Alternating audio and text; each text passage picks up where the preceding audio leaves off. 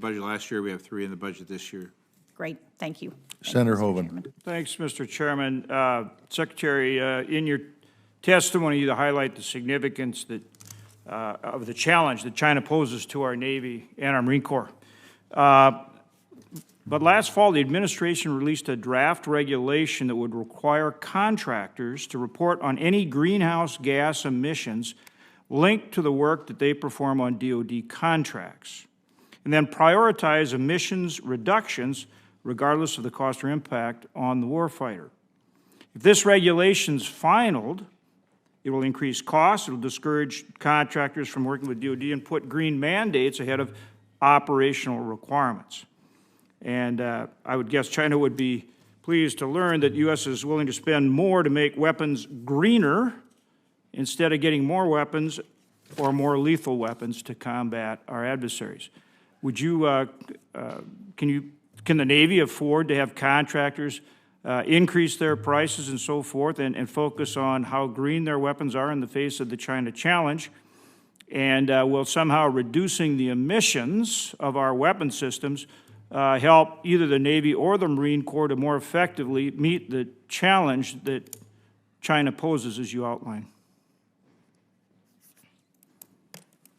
Senator, I'm not exactly sure that the relationship between greenhouse gas emissions were tied directly to the weapon systems themselves. There's a lot of other utilities that the United States Navy depends upon, in which case green technology does make a lot of sense, and we are investing in a lot of green technology. In the Marine Corps alone, we've actually taken Marine Corps Base Albany to 0 essential emissions, essentially.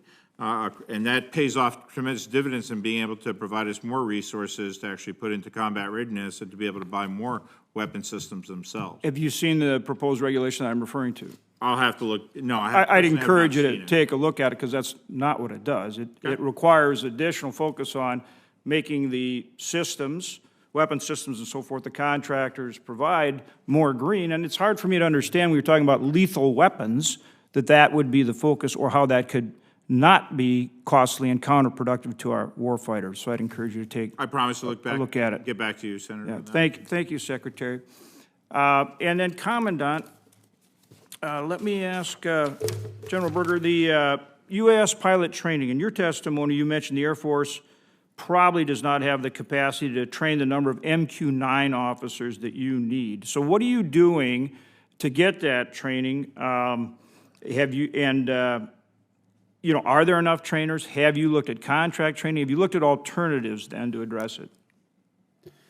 The way I captured it in the written testimony is as accurate as pictures me and General Brown and CNO have.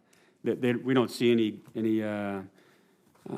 shrinking of that, reduction of that demand. So the CNO, we got a couple options here, as you pointed out. One is contract. 2 is a naval school for unmanned pilots ourselves.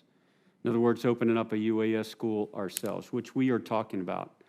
We don't know yet what that would cost, where we would put it, the instructor base, all that sort of thing. But it's pretty clear that the relying on the Air Force, as we have the last couple of years, and they've been really, we wouldn't be where we were without them, is not going to meet the requirement going forward. So it's probably going to be in either a naval UAS school or a contract solution.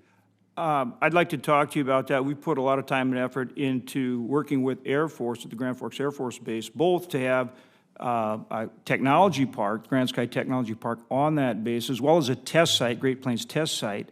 General Atomics is located there, the manufacturer. They are training their foreign military sales pilots. They have the Brits there right now on the MQ-9. And so I would sure like to talk to you about that. Existing facilities, the ability to fly in the NAS without beyond visual line of sight aircraft, manned aircraft having to chase, all these things that might give you a tremendous head start. I'd like to explore that with you. Absolutely, sir. Thank you, General. I will. Admiral, number 1, 2, and 3 things you need to really advance your ability to address the challenge of China in the Pacific. One is to keep shipbuilding on track. Clear, stable demand signal. I think Lindsay might agree with you on that one. Clear, stable demand signal to industry. We haven't always done so well in the past. We've been sinusoidal. We can't afford to be like that anymore. A continued investment in readiness, so that investment in capacity cannot be at the expense of current day readiness. We have to be ready for today and tomorrow. And then I think a continued focus on modernization. 70% of the fleet today we're going to have 10 years from now. So continuing to upgrade those capabilities, as well as taking care of the material condition of those ships is really important. I think you made a really important point earlier. It's not just the numbers of ships, it's having the ships you need to do the job. And I think that was an important point that you did make. I'd like to thank all three of you for your service very much. I appreciate it, and for being here today. Thank you, sir.